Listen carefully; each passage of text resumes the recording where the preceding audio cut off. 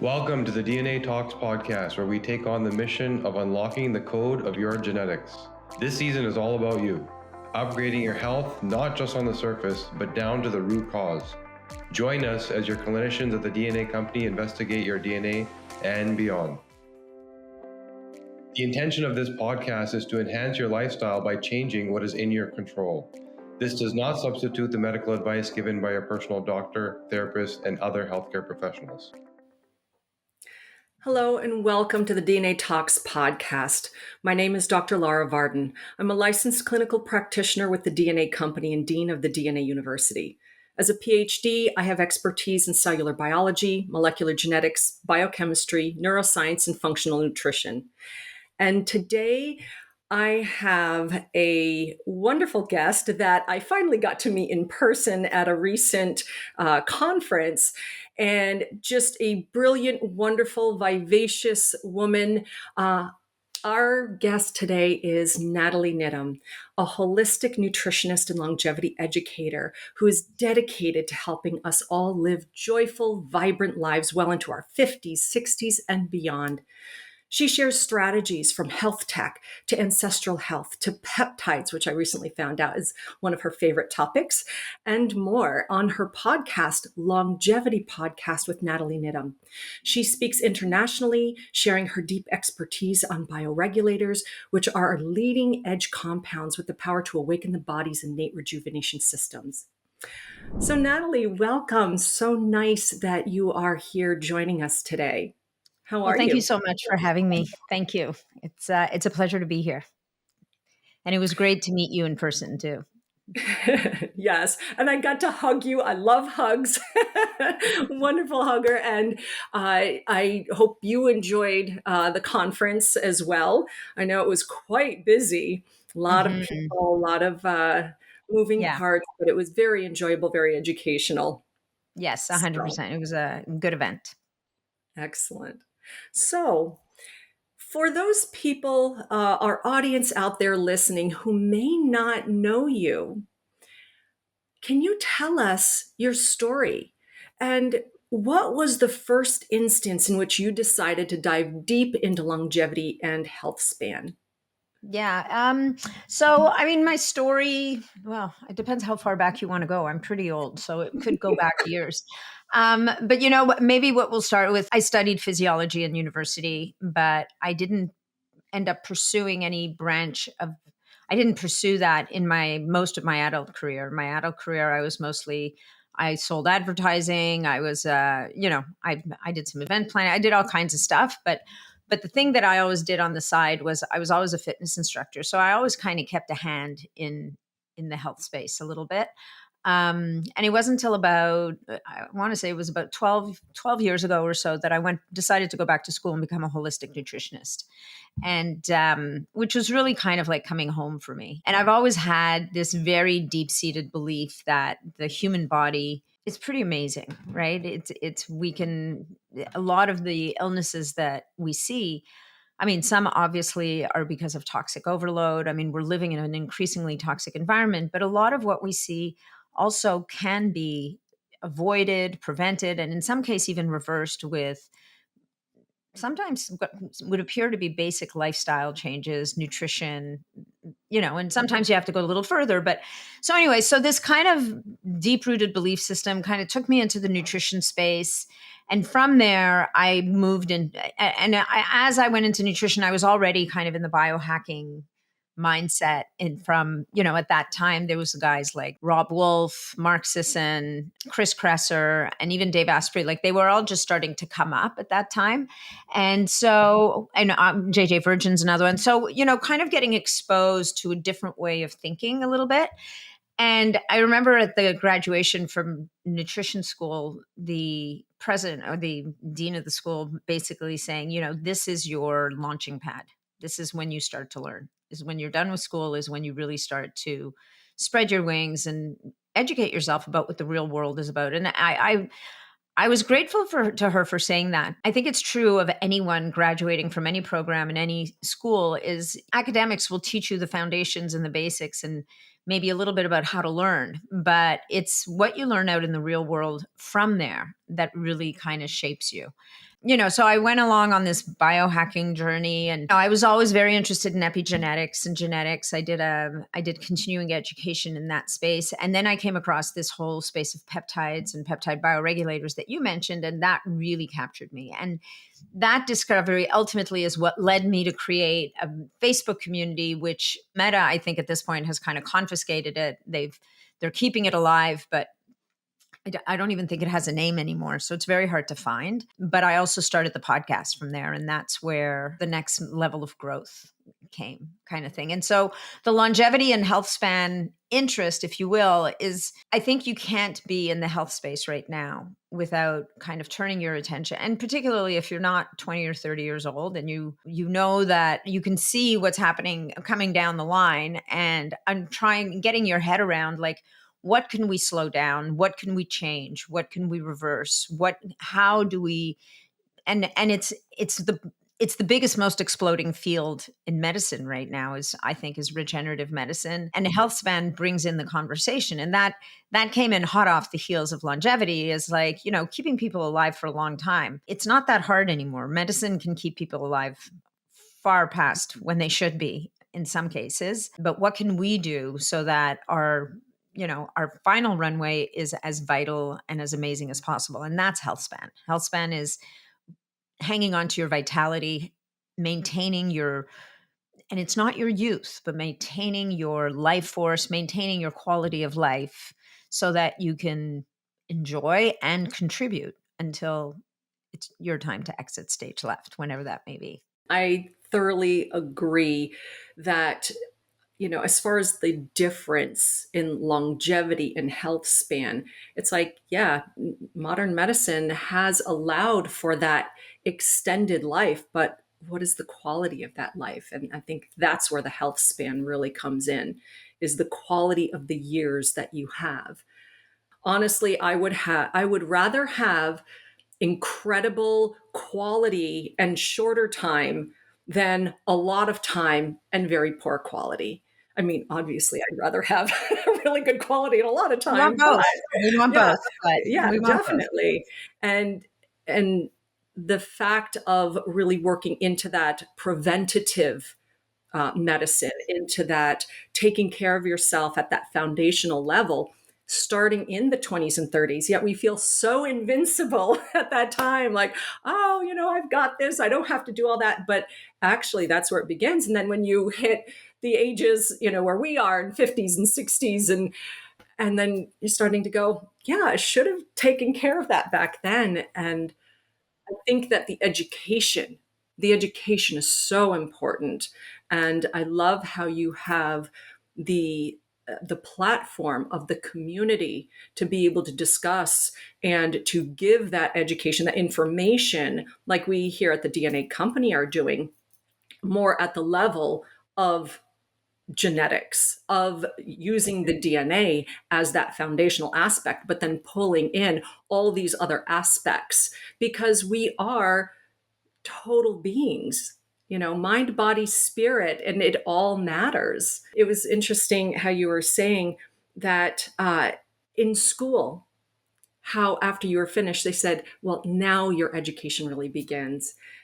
I resonate with that so much, because with all the years I was in higher education and getting my degrees, I did a lot of research, but it was the basic science. It was doing the benchtop research. My focus was in low back pain, degenerative disc disease, and regenerative strategies. And I did a lot of that.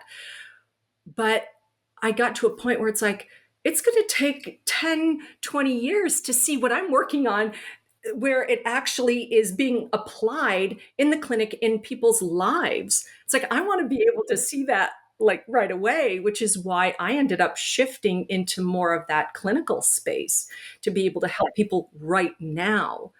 And learning, it really was in the application. And I think you might agree that taking that knowledge, taking the theory, taking all of the brilliance of those that have come before, that we have now integrated into our brains, into our lives, and then actually applying it, not just for our clients, but for ourselves, and seeing those differences and learning more and more as we go. I learn more every single day. I make sure that I do. I learn from my clients, every single one of them. I learn from people that I interview, and I love it, and thriving on that. So I definitely resonate with that. Are there any misconceptions that you believe or see or have experienced when it comes to longevity? And off of that, what do you find the most difficult thing that you've had to deal with in your life, in your practice? So to be fully transparent, I don't practice anymore, but I would say that in practice, the most difficult thing to deal with, and maybe it's tied to the misconceptions, is that there's a quick fix to anything, or that there's one solution to a problem. And like, it's very rarely is it one thing, right? I mean, of course, someone who refuses to sleep is going to have an issue. Someone who refuses to give up alcohol, nothing is going to change beyond that. And so the two things dovetail, right? The most difficult thing to deal with in a clinical practice is a client, or if you're a doctor, a patient who isn't ready to assume the mantle of responsibility of the change that they need to make in their lives in order for whatever it is that you're going to bring them to really help them, right? We still very much are in a society of quick fixes. We expect a quick fix. We want to have our cake and eat it too, and that's part of the human condition, right? We want to be able to, I mean, look at what's happening with the GLP-1 peptides right now, with the fat loss peptides. Again, this morning I had a conversation with someone who's really worried about a friend of hers who's using one of the GLP-1 peptides and who won't change her diet. She won't move her body. She won't exercise. And she's all sad because she's not seeing the changes that she wants. And she's like, well, I guess I just need to use more. And indeed, if she increases the dose, there's a possibility that she'll see a reduction in how much she weighs. But the price that she's going to pay is the sacrifice of her muscle mass, potentially the sacrifice of her bone mass, potentially the sacrifice of her thyroid health and her hormones. And there will be a much heavier price to pay on the other side of that, even if she might go from a size 10 to a size 6. And it's tragic because those GLP-1 peptides are the closest thing to a silver bullet for fat loss and metabolic disease and a number of other things that anybody's ever come up with to date. But the fact remains that if people are not willing to adapt and change and improve their lifestyle, improve their diet, make the changes, and use these as, the way I put it is, you're using them as training wheels on a bicycle, right? And what you should be looking to do is raise those wheels so that eventually you don't need them anymore. What does that look like? That means that you're done using them. You're at a healthy body composition. Doesn't have to be skinny, just you're at a better body composition. Your insulin sensitivity has been restored. Your eating habits have improved. You've maintained muscle mass. You've adopted exercise as a part of your lifestyle. And so therefore, you're now in a world where your body is back to working the way it was supposed to in the first place. Your microbiome has improved. You've gotten rid of the eating habits of a 2-year-old, which is putting anything in your mouth that tastes good to you. Like, you've moved past all of that, and now you come out a better version of yourself. And that is inherently the challenge, I think, is we're too often we're looking for the quick fixes. And then if I would say, if there's one other one, I think it's the increasingly toxic world that we live in. And the flip side of that is the way that our physical bodies and our emotional bodies are being bombarded, whether it's the toxins of social media or pollutants or chemicals or food that has been nutritionally depleted. So, and I mean, it's not all doom and gloom, guys. Like, there's a lot we can do, but at the same time, we have to be aware that we do live in a world that our bodies were not built to deal with. So we're going to have to work a little harder to remain healthy, to get to that longevity / health span piece. And I think with all of the man made toxins, with all of the technologies, I mean, think about it, 5G, the EMFs, all of these things, we can't just move out of that and protect ourselves thinking all natural. We are going to have to implement technologies to help protect us. And it's kind of like, how do we navigate this? How do we say, hey, I want to protect us? Can we mitigate all those toxic exposures? No, not if you want to continue living in the world, but it doesn't mean that we have to have it at such an overwhelm, that unfortunately we are exposed to unwittingly. And thankfully, the awareness, the education of it, definitely helps with knowing where these exposures come from and then what we can do to lower that exposure, which really can make a huge difference. I know it's made a huge difference, not only in my own life, getting out of a, mold, moldy home, but also being aware of EMF exposures. How can I protect myself? The kinds of pans that I cook in, how I keep my food stored, just these little things. And it doesn't have to be everything all at once, just one thing, one change at a time until it becomes a habit. I know that you also dive into epigenetics, and I was wondering, what have you found or have seen regarding how gene expression factors into longevity? Again, with clients you had when you had a practice, into your own life, but also into the research that you have done and what you have learned. I think I'm far enough away from it that I'm not going to sit and rattle off a bunch of SNPs and pathways and whatnot. But I think that the biggest takeaway for me on genetics and is the fact that it can be really helpful to understand your roadmap or your blueprint, right? Like what are the genetic predispositions you came into this world with? And they will have been affected by your environment. They could have been affected by your mom's environment when she was pregnant, or how she fed herself, which was feeding you. Like all of those things will affect how your genes are expressing right now.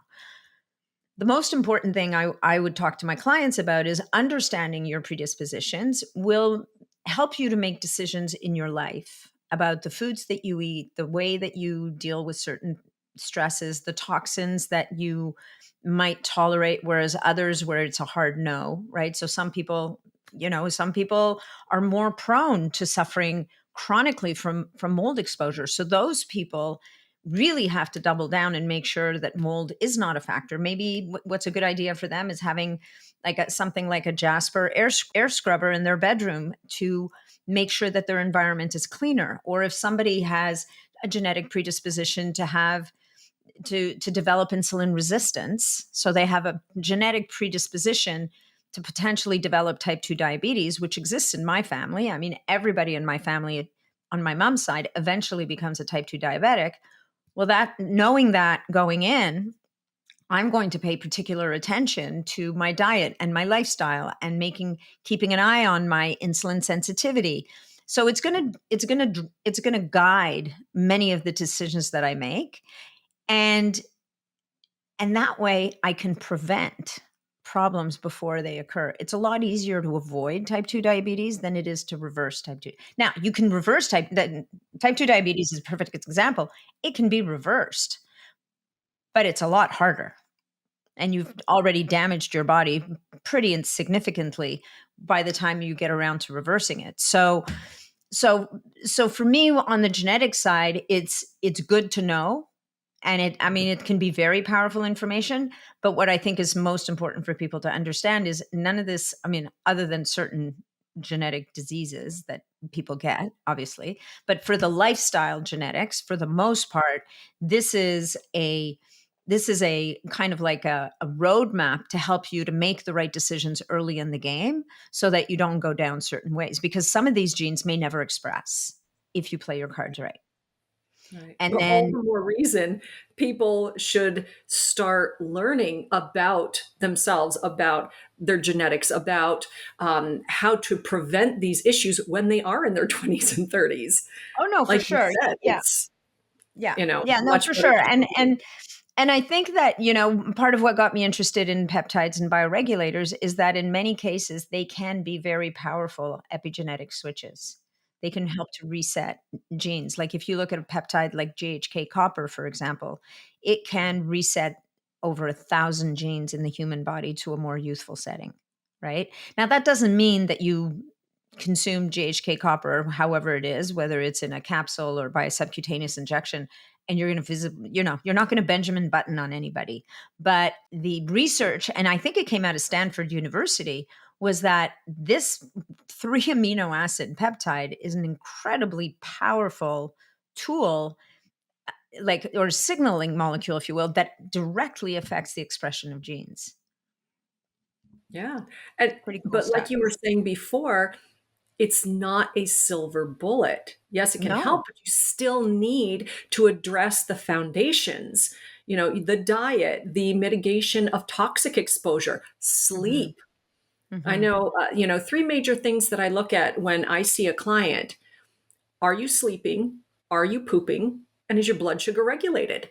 You've Hmm. got to get those major foundational things, stabilized Yeah. before you start jumping into turning the smaller dials, like getting into bioregulatory peptides, Hmm. because Yeah, that 100%. shouldn't be the first go-to.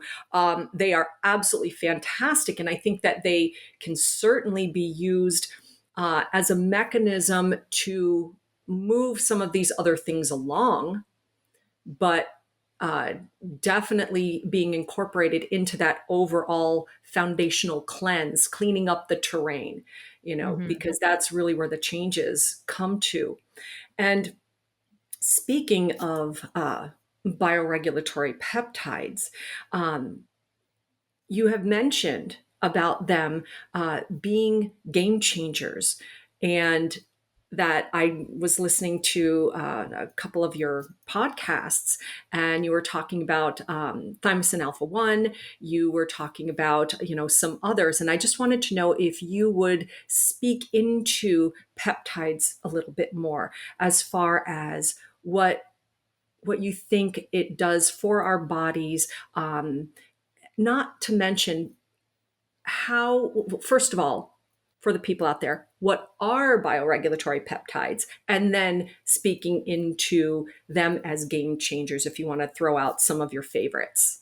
Sure. So I think the first thing to understand is the bioregulator peptides are a separate set of compounds than the longer chain peptides. So the one that you mentioned, thymosin alpha 1, and another one that people may have heard of, like BPC 157, which is, definitely bubbled up to the surface, or KPV that I did a podcast on a little while ago. Those are signaling peptides, and they don't they don't act the way that the bioregulators do. So there's a couple of things to know here. So what a peptide is it's a small protein.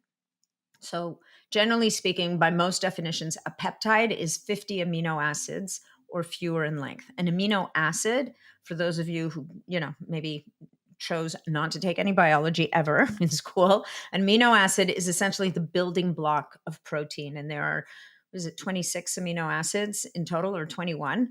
And there are 9 amino acids that we need to get from our diet, from the outside. They are called essential amino acids. So anyway, arranging these amino acids in different strings that are then folded into origami in the body, those are your hormones, those are enzymes, that's every single tissue in your body is made up of protein, which is amino acids.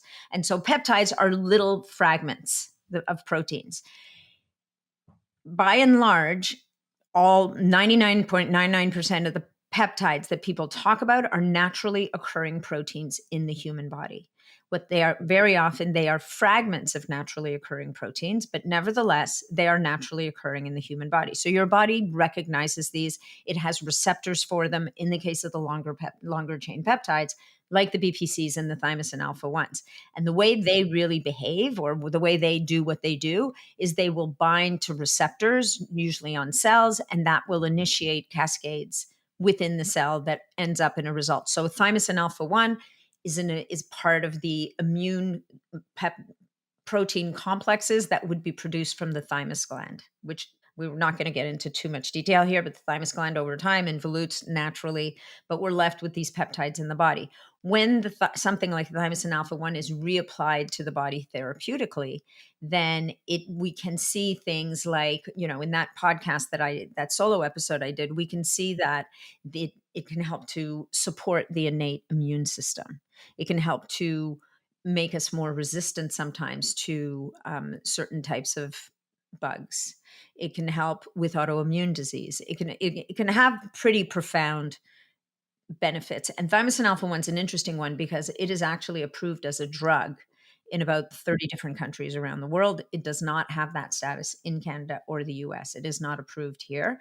It has orphan drug status in the States for very specific applications, but it does get used off label by a lot of functional medicine providers. BPC 157 is, again, it's a fragment of a naturally occurring protein that is secreted in the gut. And its superpower is that it affects almost pretty much every tissue and organ in the body in a protective way. That's why it's called body protective compound. So it can help with healing of musculoskeletal injuries. It is really helpful for healing anything in the gut. It is brain protective. It is heart protective. It is kidney protective. It has been shown to be beneficial for kidneys, for blood pressure, for inflammation, for pain. Like it's what we would call pleiotropic, which is just a way of saying that it has many, many different effects and benefits. It even affects the expression of certain genes. Now, moving over to the bioregulator peptides, this is a completely other group, and these are 2 to 4 amino acids in length maximum. So these are the tiniest of the tiny peptides. The man who discovered them is a Russian researcher and medical doctor in Russia by the name of Vladimir Kavinsin. Vladimir Kavinsin spent virtually his entire career, so better part of 30 to 40 years, studying these compounds. And he did extensive research both in the lab, on animals, and on humans. And he was able to show that what these tiny little protein sequences do is they are so small, plus because they are native to the body, so we make a lot more of them when we're younger, they are able to cross the cell membrane. They get into the nucleus of the cell, and in the nucleus of the cell, they actually bind to DNA to upregulate the production of proteins. That is your classic description of an epigenetic switch, right? So it affects the way that your genes express. I personally love peptides and being able to utilize them. The only thing is, because I'm not an MD, I can't prescribe, but oftentimes I will educate my clients on them and say, speak with your doctor about, this could be useful for you. But one that I am able to recommend because it's in oral form is BPC 157. And I actually have it as part of a leaky gut protocol that I've created, and just for gut health and repair. And I love the fact that it is available in oral form in different ways.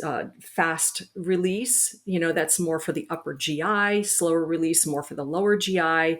And it has been very helpful. Now, of course, there is the subcutaneous injection, which can actually go beyond, just working in the gut. But again, that is something that, people have to get by prescription. But I really am, I love to geek out. Well, I mean, the challenge with BPC is you can't even get a prescription for it, really, right? So you've got functional medicine medical providers who are helping people to making it available to people. you also have a whole group of people out there who are just forging out on their own, kind of taking charge of themselves. The bioregulators, the other really interesting facet of them is they are all orally bioavailable if you get them, if you get a natural form, which is an actual extract from tissues, glands, and organs from animals. And so they are classified as nutritional supplements. So they're a whole different kettle of fish. You can apply the synthetic form of them. Definitely, those can be used by subcutaneous injection, but we are also seeing a development both on the peptide front and the bioregulator front of technologies that are making them bioavailable across the skin or across the oral buccal membrane. So it's like everything else right now, it's a very fast evolving kind of field. There's lots of new technologies coming out. I don't think, I think that as these technologies evolve, people are going to have more and more options. It's, for the most part, it's quite unregulated. And so people do need to be cautious about who they trust and where they get these things, and, have they been Sourcing tested? is very important, because with it being almost like the Wild West and growing as fast as it is, there's always going to be those groups, companies, or whomever that are pushing out subpar products. And this is not something that you want to play around with. So I strongly recommend, if anyone listening is interested in learning more about peptides, definitely do your research, educate yourself. Listen to the podcasts, like what Nat does. She's so brilliant and knowledgeable about this. Ask questions, be very, very curious. I wanted to ask, what are your top biohacking tips that you give to your audience? I mean, I know that the peptides obviously are one. And by the way, if there's a favorite one that we didn't mention that you wanted to give a shout out for, that you have strong interest in, or that you have found to be really incredible, love to hear about that. But any other, again, biohacking tips, or anything that you are finding to be significantly useful and effective? Yeah, thank you. Yeah. So thanks for that question. I think that, on the favorite peptide front, people always ask that question. And my answer is almost always the same. It's that your favorite peptide will always be the one that you need at this moment. So if you're having gut issues, take care of your microbiome, because no peptide is going to fix the microbiome. But if you have a dysregulated gut or inflammation in the gut, then BPC 157 and KPV may be your favorite peptides, right? If you're having musculoskeletal issues, well, again, BPC might be your favorite peptide. Thymosin beta 4 is another one that's very powerful for that type of healing. But also on the bioregulator side, there's a cartilage bioregulator that might be very supportive in that sense. But if I had to name like one overarching, if I had one peptide and one bioregulator, the head honcho bioregulator, I think, would be the pineal gland bioregulator, which is called epitalon. And the reason for that is that your pineal gland controls your circadian rhythm. It normalizes your melatonin levels. Epitalon can also upregulate the production of an enzyme called telomerase, which can help to restore the ends of your telomeres on the end of your DNA, making sure that your DNA can keep replicating. And the pineal gland also has a kind of full body balancing effect on the hormone system. And then as well, it has immune benefits as well. So if you had to find one bioregulator that affects as many things as possible in a very holistic way, it would be that one. But beyond that, if you have someone who has a heart condition, well, the heart bioregulator and the blood vessel bioregulator might be very helpful to them, as well as the cartilage bioregulator, because even though there's not technically cartilage in the heart, what the cartilage bioregulator does is upregulates the production of collagen and elastin.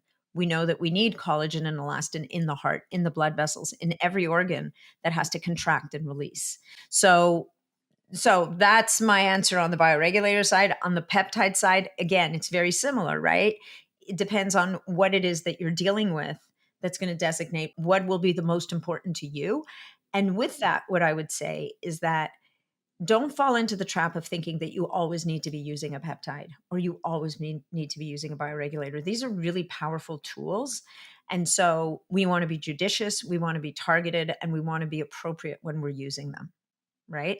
So, is there a world where you might, there's longevity stacks, if you will. So a lot of people, and I've even talked about this, where we'll say, with the bioregulators, if you're over the age of 50, you could do a 30-day run of the pineal gland, the blood vessel, and the thymus gland a couple of times a year. And that would be a really nice maintenance kind of schedule. On the other side, we're seeing a lot of people with mitochondria that are not optimized. So and mitochondria being those energy factories in the cell. And if we can restore energy to the body at a cellular level, the body can take care of a lot of trouble. It can really figure out a lot of stuff if it has that energy. And so there are mitochondrial peptides. And so there are physicians who will recommend to their patients to use something like an SS31, which is a peptide that is very reparative and restorative to the mitochondria, and then might follow it up with something like a MOTS-c, which kind of helps the mitochondria to work better. But at the same time, we need to make sure that we've cleaned out dead mitochondria. So we may use something that is driving mitophagy. So something like a urolithin A supplement would be very helpful. We might support the mitochondria with a ubiquinol or CoQ10, or we want to make sure, the problem with MOTS-c, if those mitochondria engines start spinning too fast, you're producing more reactive oxygen species. So now we have to make sure that we're using compounds that help to offset that. So I think what's important, what I think is really important for people to keep in mind is that you have to be looking not just at this one little thing you're trying to solve, but look at the whole downstream, because downstream there may be consequences to revving up a system that you may have to mitigate if you're unnaturally revving it up. And that's why guidance and education is really so important in this space, because we have people running around just stabbing themselves with needles and applying peptides, kind of going, well, it's natural, so it's going to be fine. Like my body knows what to do with this stuff. Yes. And don't forget that you're overriding your body's own systems to some degree and ramping up certain pathways. And that may be at the expense of others. So we just need to understand the balance in there and what other supports we need to provide so that we're not robbing Peter to pay Paul. Quite right. And recognizing someone's genetic predisposition and the way that the functional genomics, the pathways are working and where they might need to support, if they are taking some of these peptides. I mean, the Epidolon, one of the things that I really like about it is that it helps to modulate gene expression epigenetically, especially in genes involved in neuronal differentiation. So the neurons in the nervous system, and it works with protein synthesis. With this, it's like, again, it's using these as a tool, not as an overarching, oh, hey, this is going to fix everything. And that just gets back to everything is connected. And we can't lose sight of the foundations and supporting the body at that basic level with the genetics that of the cards you've been dealt, because that can make all the difference. For sure. So another question is looking into the future. I told you I was listening to a few of your podcasts, and a recent one that you had just done with Dave Krasinski, the founder and CEO of Heads Up Health. And you guys were talking about when you had first met, like 10 years ago. In the early genesis of biohacking, and how there wasn't a lot of the devices and a lot of the knowledge that there is now. And look how much this field has grown in the last 10 years. Yeah. So I want to have you put your futuristic, crystal ball hat on and think about, in 5 years' time, what do you think the state of longevity would be in the future? How do you see the future of like biohacking, medicine, longevity playing that part Yeah. when you consider how much we've already grown in the last 10 years. Yeah. Well, I mean, I think that growth is amplifying exponentially. I don't think it's a linear growth. I think it keeps going faster and faster. And part of that is the advent of AI, right? So a lot of companies are leveraging AI to model, to find new molecules, to develop new strategies, to crunch data, right? Like the research on the microbiome is really exploding. And the biggest challenge with the microbiome has always been that it's so complex and there's so many moving parts that there's no human mind can actually get their heads and their arms around the whole thing. Well, with the advent of AI, now threads can be drawn between different factors that we never would have been able to see otherwise. And I think that's one of the areas where AI can really shine, both for research and for medicine. Is this whole kind of crowdsourcing of data and really bringing it together? We're still always going to need humans, I think, to bring perspective to it, to ask the right questions, to look at the right to guide the results, if you will. But I think that in 5 years we will have gone, we'll have just made these leaps and bounds towards, hopefully, all these incredible areas of growth, which is the microbiome, which we know is so critically important to every aspect of our being, including how our brain functions and our emotions and how we process foods and how we extract nutrients, like the whole 9 yards. And then regenerative medicine, right? So regenerative medicine is an exploding area. And I still meet, and it's funny because living in the world we live in, I came across someone the other day who had torn a muscle or torn an Achilles or a muscle in their calf, which can be a really debilitating injury and is very hard to heal. And I'm like, oh, well, are you going to go have some exosomes injected into the injury? And they look at me like I'm crazy because they're like, well, my orthopedist doesn't know anything about that. And I'm like, well, your orthopedist needs to open a book. I mean, I'm not just making this up. This isn't even biohacking anymore. This is like leading edge research that's happening in hospitals and in research centers where we know, especially in an aging person and with like an Achilles tendon, for example, that doesn't get enough blood supply. So it's almost impossible to get it to heal properly. If you apply exosomes into that area, and even sometimes a peptide like BPC-157 or thymosin beta-4, you can drive regeneration at a rate that the body just would never do on its own.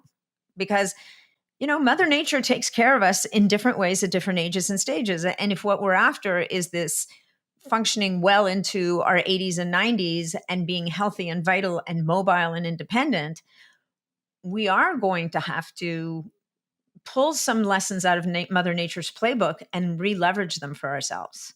And that's part of, the other area in that space is hormone replenishment, right? If as women, our hormones fall off a cliff after menopause, we can choose to ride that wave, or we can choose to say, well, can we restore our hormone levels, not back to where they were when we were 20, but maybe we restore those hormone levels so that our bones stay strong, we can still build muscle, our brain still stays healthy, our blood vessels don't harden, and then if there's an aesthetic benefit on the sidebar, then all the better, right? So because we have better skin or whatever the case may be. So I think that 5 years, 10 years, 15 years, if we don't destroy ourselves first, which is another somewhat existential thing going on in the world right now, we are at an incredible crossroads of humanity right now, where we're getting to a point where this regenerative medicine is really taking off. You have people like Liz Parrish and another researcher by the name of Dr. Shelley Jordan.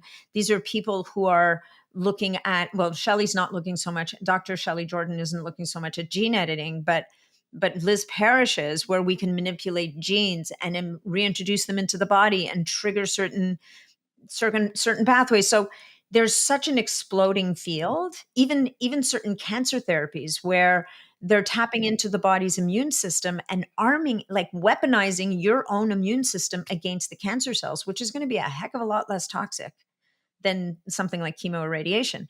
So I honestly think the sky's the limit.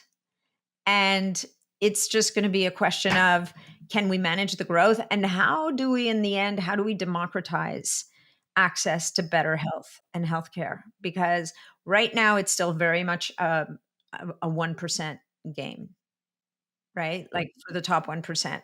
And then if you're looking at the really crazy stuff that's being done, that's for the top 0.2%.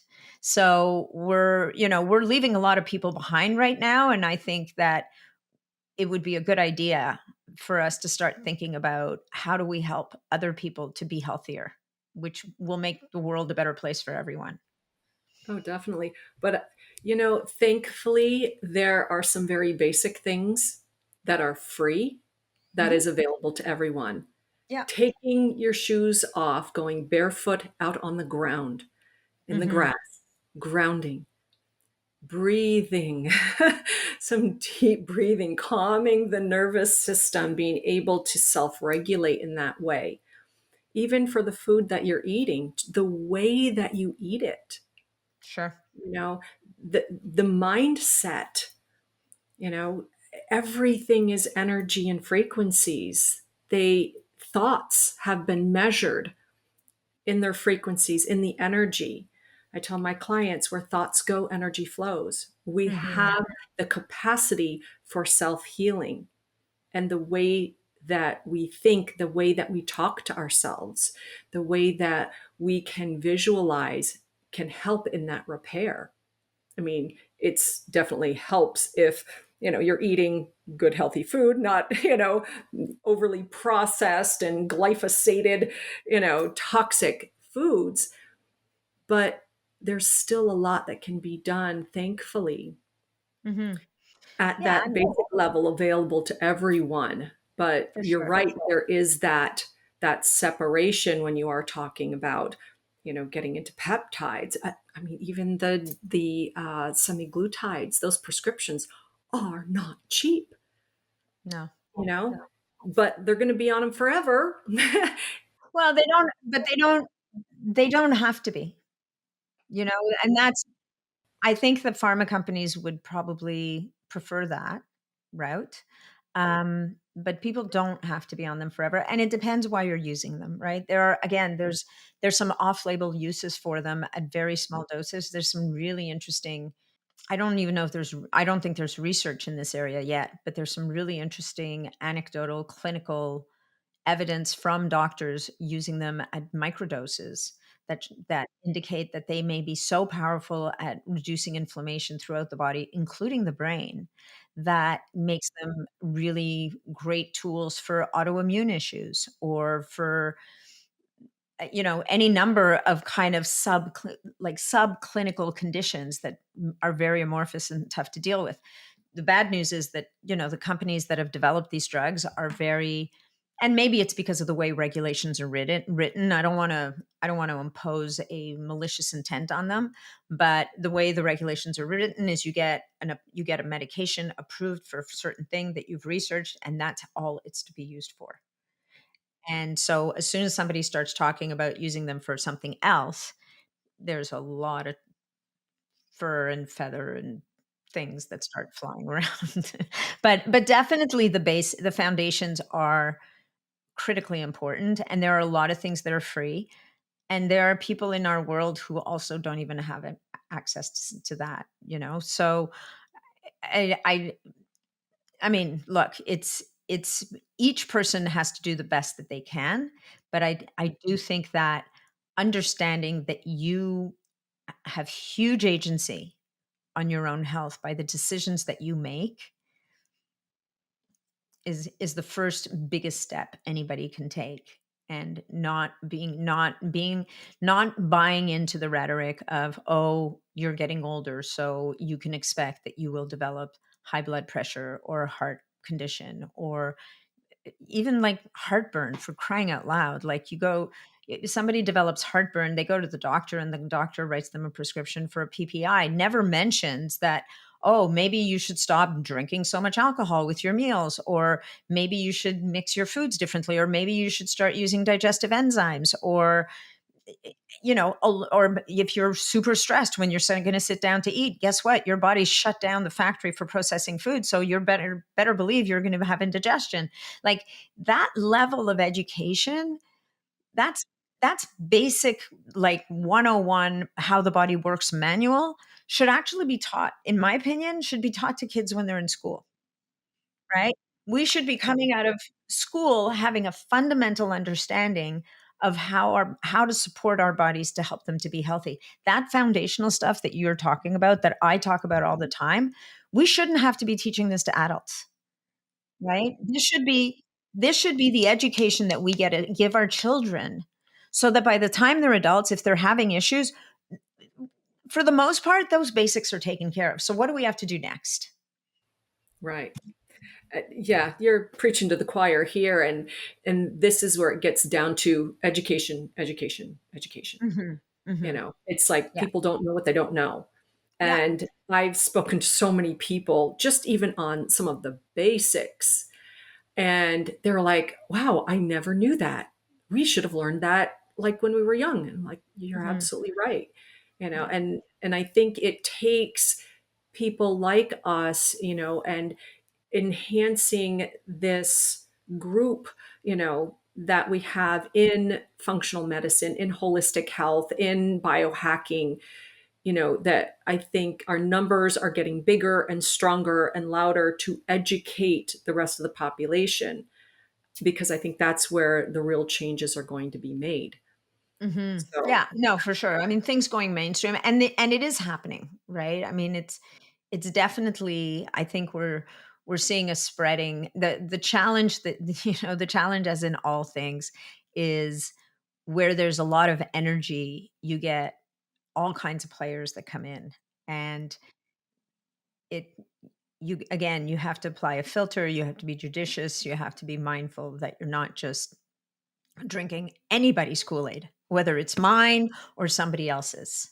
You know, apply some critical thought to it, or find someone who is either a health coach or a functional medicine provider who can help to really funnel that information and say, yes, but is this something that you need?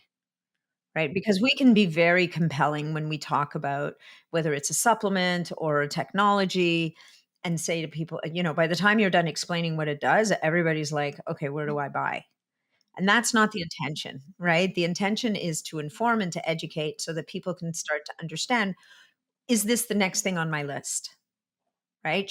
Because I think both of us can agree, like photobiomodulation, like red light and infrared light devices have become portable, affordable, powerful. I think every house should have one at this point.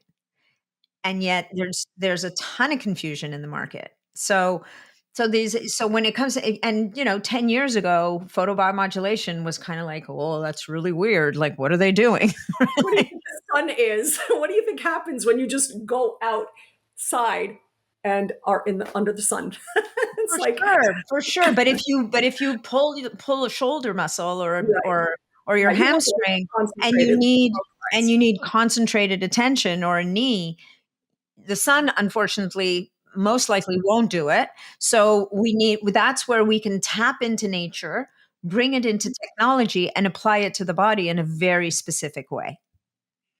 But when it comes to regulating our circadian rhythm and making vitamin D and regulating melatonin, yeah, you know what? Going outside within an hour of sunrise and seeing the sun, and getting out in the middle of the day and throwing away your sunglasses unless you're driving into the sunset, seeing the sun at sunset, all of these things are incredibly powerful and work and are free.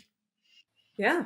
And, looking back at, you were talking about discernment, Mhm. knowing, not just drinking everybody's Kool-Aid. That's also something that needs to be taught when children are young, Sure.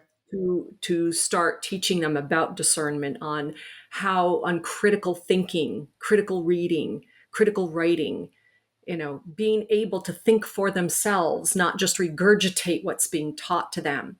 Yeah. You talk Sure. about foundations, so that way, when they're growing up, they can be curious, but question. Yeah. So, Yeah.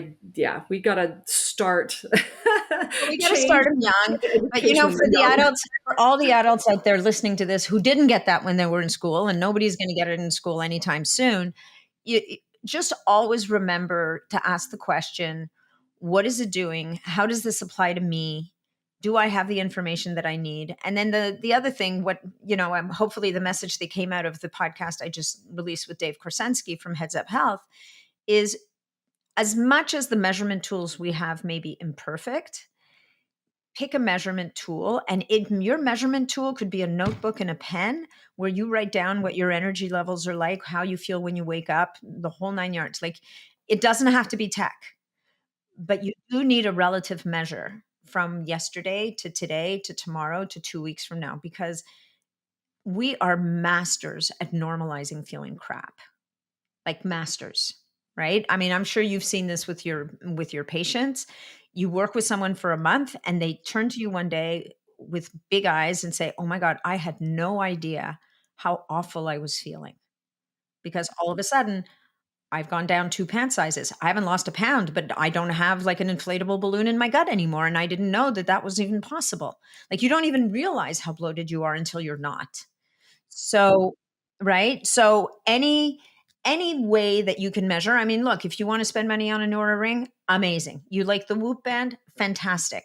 You want, like, whatever it is that you want. But if you don't have money for those things, don't sit there and get all cranky and say, "Well, I'm not spending hundreds of dollars on those things. I don't have that kind of money to spend." You don't really need to. You could take a notebook and a pen, take some notes, write down on a scale of 1 to 10, what's my energy like today? What time did I bonk in the afternoon? Was it at 2 o'clock, 3 o'clock, or 6 o'clock? What time am I waking up in the middle of the night? If you're waking up in the middle of the night, maybe you're going to have to invest $100 into a continuous glucose monitor and find out, is my blood sugar tanking and waking me up? And if that's not it, so then at least you've crossed that off the list and you move on to something else, Right. right? So It's not just measuring, throwing spaghetti at a wall and seeing what sticks. It's like be a little more exactly, strategic. exactly. So any kind of measuring you can do will be valuable to you. So, last question. For all of the emerging technologies, research areas, what do you have your eye on? What are you most excited to see come to fruition or to move forward in this field? Yeah. Well, I think we talked about it. It's that whole space of the whole exosome and stem cell space. I think is because what we're doing there is we are tapping into the body's own repair systems. This transcends a hip replacement. What if instead of a hip replacement, we could stimulate the body to restore collagen and cartilage in a joint? And people are doing it. I interviewed Dr. Jeffrey Gross. I don't know if you've met him, a little while ago. He's injecting exosomes into the bone above the knee, right at the bone edge, and has shown on x-rays that the body will then produce cartilage. So a person can go from being almost bone on bone to now having buffer again. And it's that he's just at the beginning of that, right? We're tapping into growth factors and stem cells and even our own cells that are being reformulated and brought back to regenerate even aesthetically, or hair. Or there's a company actually in Canada called Acorn Biolabs. They will harvest stem cells from your and growth factors from your hair follicles. They cryogenically will preserve them, and then they can be taken out. And right now they have developed a method where they will take some of those hair follicles out of freezing, and they will expand the secretome and present you with 10 vials of your own growth factors that you can then apply through microneedling and into the scalp and into the skin to help to rejuvenate and refresh. But their real goal is, can we leverage those cells and start to regenerate cartilage and fix damaged organs, or whatever the case may be. So I think that for me, those are the areas that are the most interesting. The cancer treatments, like we talked about earlier, where researchers are able to retrain the human immune system to target those cancer cells that are cloaked and invisible, right? So can we lift the cloaking mechanism? It's a little bit very, very bad analogy, but it's a little bit like having a tracking dog and giving him a sock of the person that they're looking for, and they may go out and find that person, but they wouldn't have been able to find them if they didn't have the sock, Without the sock. Exactly. right? Yeah. So And I just think like all those things, and then the gene therapies I think are really interesting as well. So, at the end of the day, to me, the most powerful things always come back use to leveraging the body's ability to get us to the next step instead of developing a drug or a tech. well, I'll tell you, this has been so interesting, so wonderful. I really enjoyed speaking with you today. Uh, and I am so glad for our audience taking the time to listen. I hope they have learned at least one new thing that they can start implementing into their own lives to help with their longevity, but even more important, that health span.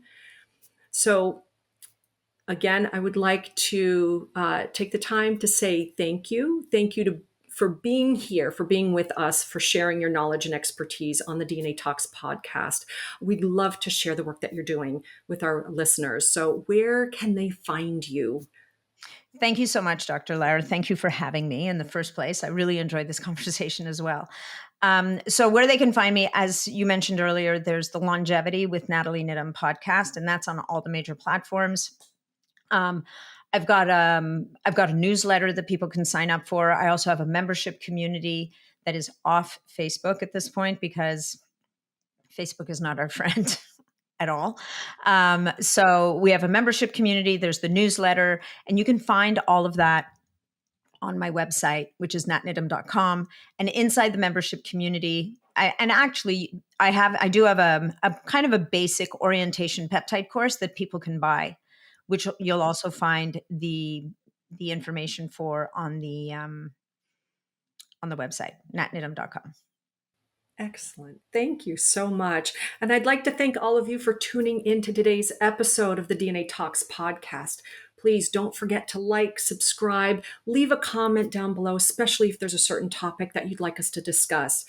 You may also listen to this podcast on Spotify, Apple Podcasts. Also, please check out and download our new app, The DNA Way. It has all the information right there within the app. You can sign up for upcoming webinars. You can view past webinars. You can listen to our podcast. You can read our DNA Talks Digest. We have a new issue coming out July 1st. So, with that, if you'd like to learn more, add us to your list of liked podcasts so you'll be up to date on when the next one will be. And speaking of being up to date, you can also find us on Instagram at DNA Talks Podcast, as well as my own at Dr. Varden. That's with a V, official. So Dr. Varden official. And until then, thank you so much, Nat. Again, thank you. And Thank we you. will see you in the next one. Take care.